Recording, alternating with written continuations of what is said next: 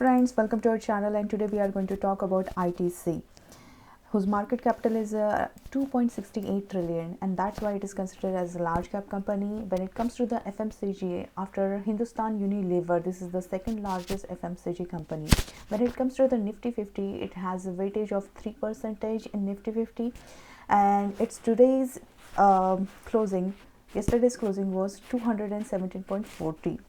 So before going through all the news and chart analysis, let's have a look at the ITC business model, how it works, and what all the businesses are considered over here.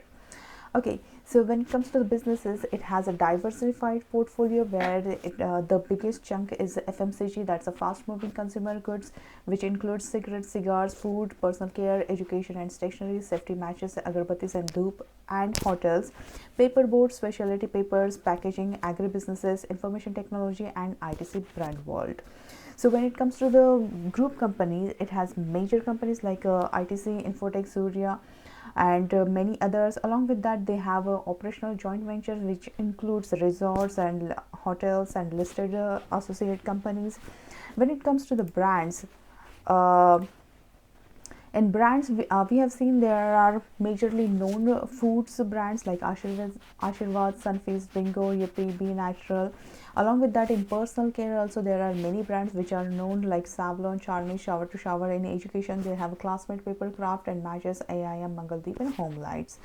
Okay, so they do have a very diversified business model, but the thing is, like, everything is all together. So what's happening here, like when you look at the other FMCG like Hindustan Unilever, Godrej, Marico's, so year on basis the stock price has gone up, but ITC is stuck between 200 to 260, so hardly it goes up to around 260 and again it falls back.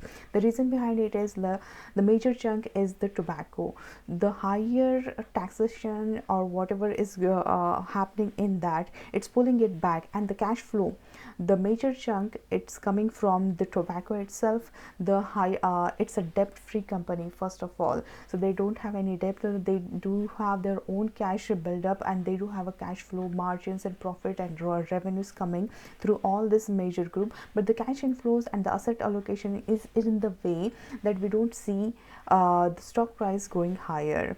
So let's look at the news. So when we're looking at the news, the ITC open to listing of IT arm M&A, that is a merger and acquisition in FMCG. So whatever the meeting which happened on 15th of December, they have given the update. The chairman Sanjeev Suri, he has mentioned 3 points which are really positive and very important for the ITC's growth. So what it says like expressed willingness to list its IT arm, make selective acquisition in consumer goods, and demerger of the hotel business depending on the recovery of the tourism industry, of course. So when we are talking about the willingness in listing of IT arm, we know that ITC Infotech is the IT company they have, and if they are going to list it separately, this is going to be positive news for it. So because they are going to have a different management and different sector which is also allocated for the IT company, which involves banking and financial, and there are so many things happening.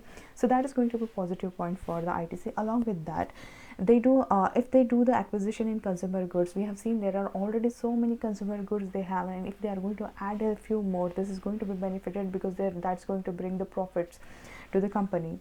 And the demerger of the hotel business, as we know that there are different companies, like if you look at the Tata have their different sectors, and now they have segregated the companies like Tata Coffee, Tata Hotel, that is known as Indian Hotel, Tata Motors and everything. So if we also do this kind of demerger in ITC, that is going to benefit the company on the long run.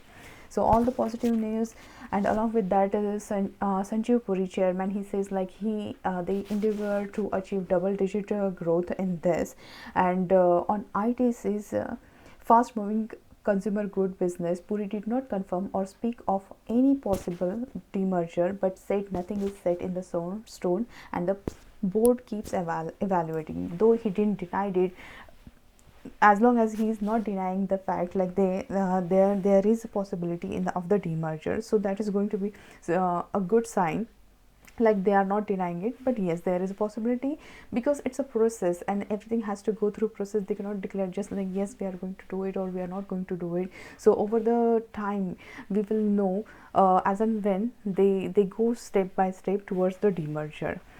So next is the capital expenditure. So when we look at the capital expenditure, the most capex, that is 35 to 45% of the capital expenditure, which comes around a 3000 crore per annum, will go to FMCG. The next one, that is 25% will go to the paperboard, which is capacity led growth industry, and the remaining 10% of the capex will go to the hotel businesses. Okay, as we know, because of the corona, it's not normal for the hotel, so they need more improvement in this. And once the recovery is started, we can see the normalization in hotel industry also.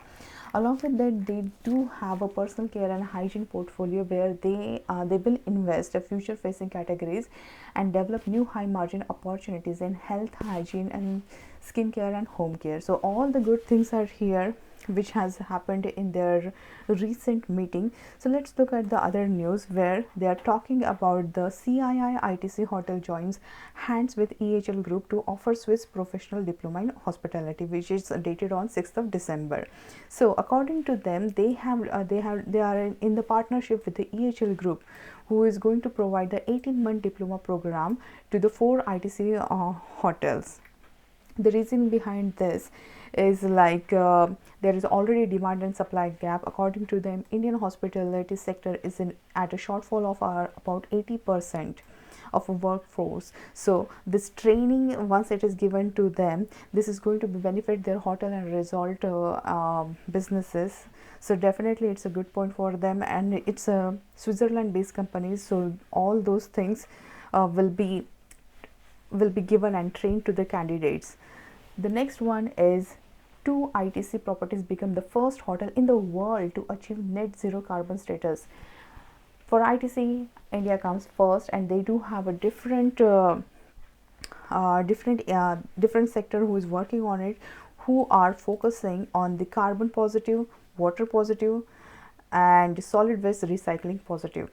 Along with that, they do have a different business and value chain support around, where they have 6 billion sustainable livelihoods, which is really good when it comes to India as a country. They are giving their best to this. So this is also good news for that. Now let's look at the COVID-19 thing. As we all know, like on 25th of November, ITC, there was a news saying ITC starts clinical trials for the nasal spray to prevent COVID-19 infection.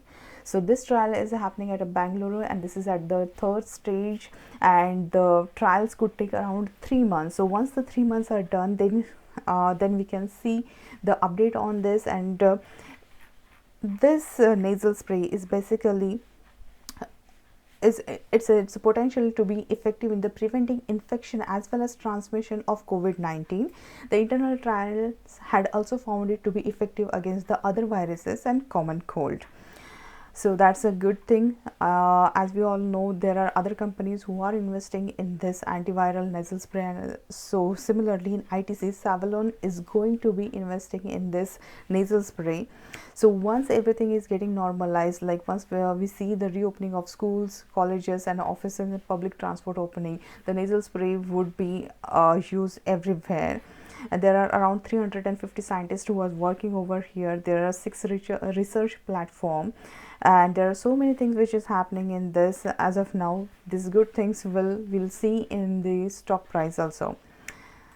Now we know that the budget is coming. It's going to be in the first week of January, and the few analysts are expecting there could be a huge rise in the taxes of the tobacco. So if something like this happens, that would be a negative news for the ITC, because ITC consumer the 40% of the revenue comes from the tobacco. So we'll have to look after all this news when the budget comes. But yes, we do have a time, anything can come, but we can see the fluctuation in the stock prices.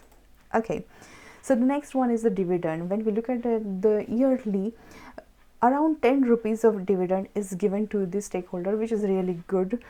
If you are holding it on yearly basis, and if you have good quantity, you can see good prize money over here.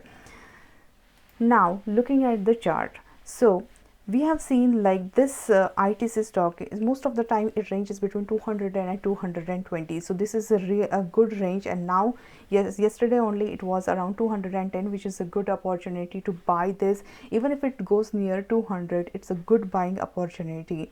So 200 is the support and it has a resistance of 221. So once this cross this resistance, we can see a first target of 238, this next target 245, and the next one is 265. Of course, there are other things which are happening. If the market is volatile or there are any news related with the tobacco tax and everything, there could be fluctuation or volatility in the stock. But if you want to buy this stock, you can always buy it around 210 or around 200, because those are the support level. And if you're holding it for a long term, it's a really good stock. And looking at all the plans and the management who are taking initiative for the demerger or new IT listing, those are going to be benefited to the ITC, and we can see the stock price going higher. So I hope you like this video. If you like it, please like, share and subscribe, and we'll see you in the next video. Thank you so much.